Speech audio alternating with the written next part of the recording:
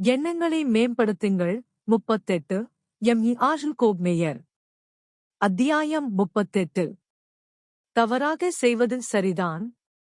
விரும்பத்தகாத பழக்கங்களை நீக்குவதற்கு உளவியலாளர்கள் ஒரு வியக்கத்தக்க வெற்றிகரமான நுட்பத்தை கண்டுபிடித்துள்ளனர். ஒருவேளை அனைத்து விரும்பத்தகாத பழக்கங்களும் அல்ல, ஆனால் நிச்சயமாக அவற்றில் பல.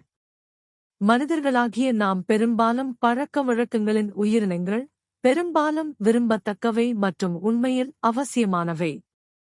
நாம் செய்யும் அனைத்தையும் பற்றி நாம் உணர்வுபூர்வமாக சிந்திக்க வேண்டியிருந்தால் நமக்கு நிச்சயமாக பைத்தியம் பிடிக்கும். உண்மையில் பழக்கத்திற்கு நாம் எவ்வளவு வழக்கமான செயல்பாடுகளை ஒதுக்க முடியுமோ அவ்வளவு அதிகமாக நனவான சிந்தனைக்கும் செயலுக்கும் நம் நேரத்தை ஒதுக்க முடியும்.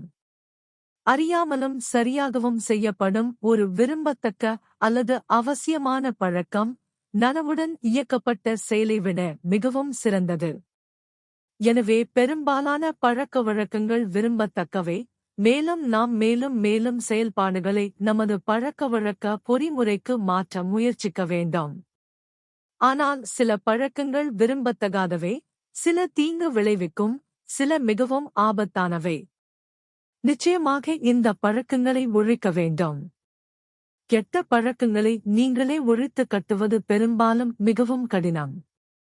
பழைய ஸ்பானிஷ் பழமொழி சொல்வது போல், பழக்கங்கள் சிலந்தி வலைகளாக தொடங்கி இரும்பு கம்பிகளாக முடிகிறது. அவை இரும்பு கம்பிகளின் நிலையை அடையும் போது பழக்கங்கள் எளிதில் உடைக்கப்படுவதில்லை. பழக்க வழக்கங்களின் முக்கியத்துவம் அவற்றின் உருவாக்கம், நீடித்து நிலைத்தல் மற்றும் நீக்குதல் காரணமாக உளவியலாளர்கள் அவற்றிற்கு அதிக ஆய்வு மற்றும் பல பரிசோதனைகளை அர்ப்பணித்துள்ளனர். ஒரு கெட்ட பழக்கத்தை ஒழிப்பதற்கான எளிதான, உறுதியான மற்றும் சிறந்த முறைகளில் ஒன்று எதிர்மறை பயிற்சி என்று அழைக்கப்படுகிறது என்று கண்டறியப்பட்டுள்ளது.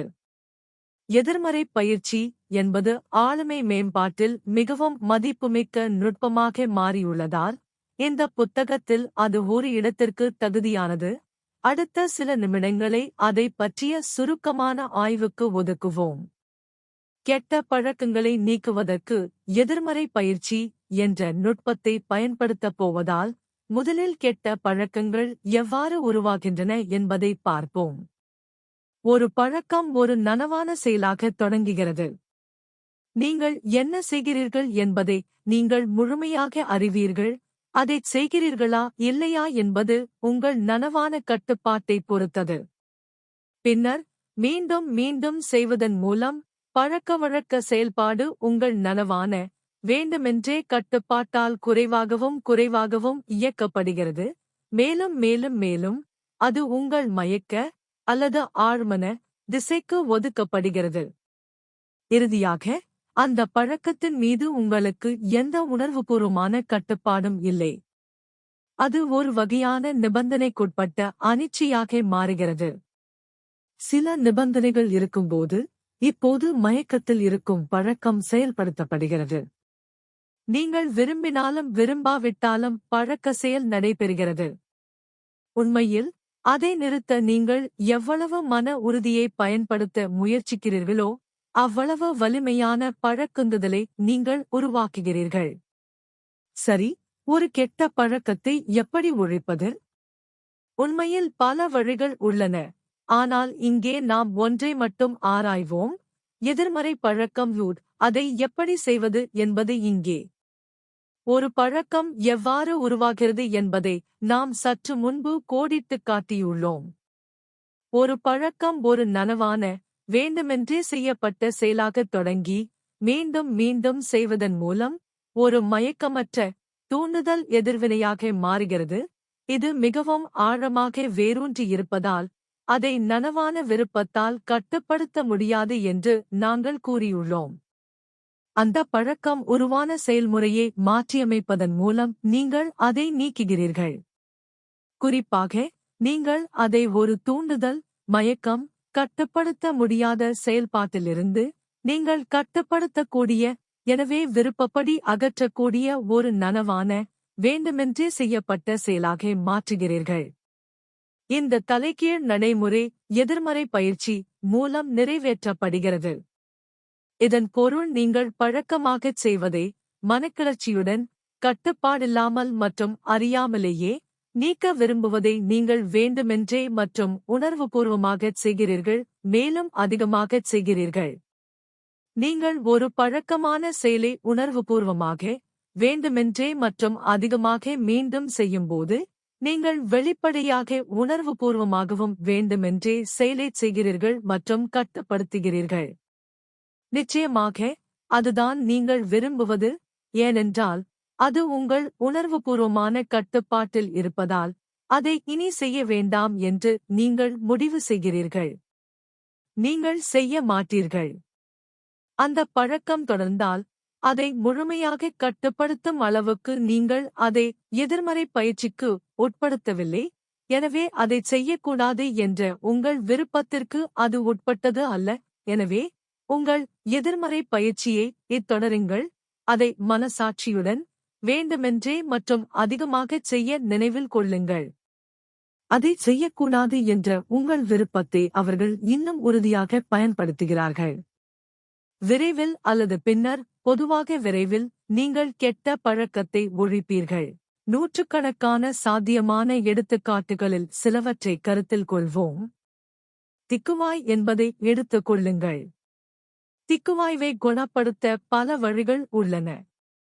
இந்த சிகிச்சைகள் அனைத்தும் ஒப்பீட்டளவில் எளிதானவை, ஏனெனில் உடல் குறைபாடுகள் பொதுவாக இதில் ஈடுபடுவதில்லை.